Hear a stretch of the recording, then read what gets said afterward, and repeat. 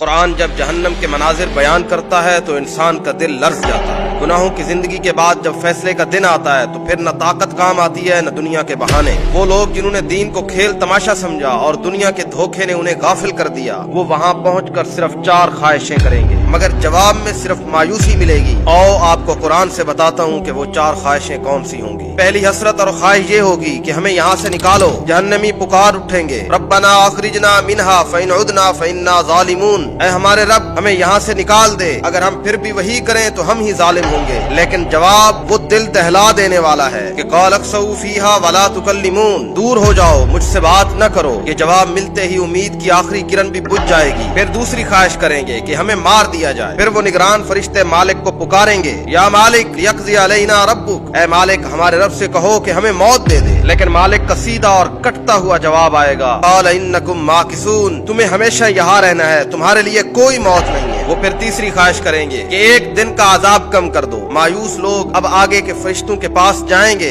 اور کہیں گے، ادعوا ربکم یخفف عنا یوما من العذاب، ہمارے رب سے کہو کہ کم از کم ایک دن کا عذاب ہی ہٹا دے، محض ایک دن۔ جواب میں فرشتے کہیں گے، اولم تاتکم رسلکم بالبینات، کیا دنیا میں رسول تمہارے پاس واضح دلائل کے ساتھ نہیں آئے تھے؟ وہ کہیں گے آئے تھے۔ پھر فیصلہ سنا دیا جائے گا کہ وما دعاء الکافرین الا فی ضلال، کافروں کی دعائیں بے فائدہ ہیں، رد کی جاتی ہیں، ہم ان کی پکار نہیں سننے والے۔ پھر وہ چوتھی حسرت کریں گے کہ ہم پر پانی ہی ڈال دو۔ جب ہر در بند ہو جائے گا تو وہ اہل جنت کو آواز دیں گے، افیضوا علینا من الماء او مما رزقکم اللہ، ہم پر پانی ہی ڈال دو، یا اللہ نے جو رزق دیا ہے اس میں سے کچھ دے دو ہمیں۔ لیکن اہل جنت کا جواب سخت اور پھر حتمی ہوگا۔ جنتی کہیں گے، ان اللہ حرمہما علی الکافرین، اللہ نے یہ دونوں چیزیں کافروں پر حرام کر دی ہیں، کیونکہ قرآن جواب دیتا ہے، اتخذوا دینہم لہوا ولعبا وغرتہم الحیاۃ الدنیا، انہوں نے دین کو کھیل تماشا بنا لیا تھا اور دنیا کی زندگی نے انہیں دھوکے میں ڈال رکھا تھا۔ اور پھر یہ فیصلہ ہوگا، فالیوم ننساہم کما نسوا لقاء یومہم ھذا،